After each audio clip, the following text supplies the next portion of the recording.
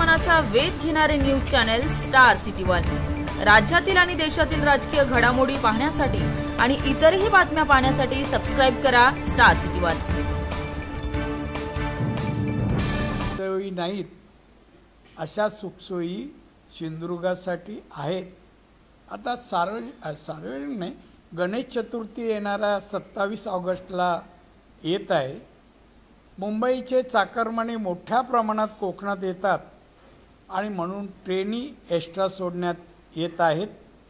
अनेक रेल्वेच्या गाड्या कोकणात काही थांबत नाही, त्याही थांबतील। नवीन ट्रेनी खास बाब म्हणून सोडण्यात येतील।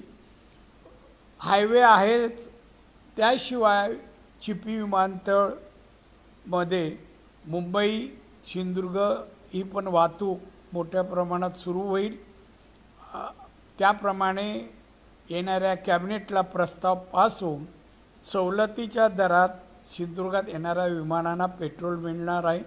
त्यामुळे चांगल्या प्रकारे वाहतूक अनेक एअरलाईनची पण आपल्याकडे सुरू होईल आणि रोरोची वाहतूक समुद्राच्या माध्यमातूनही सुरू होत आहे।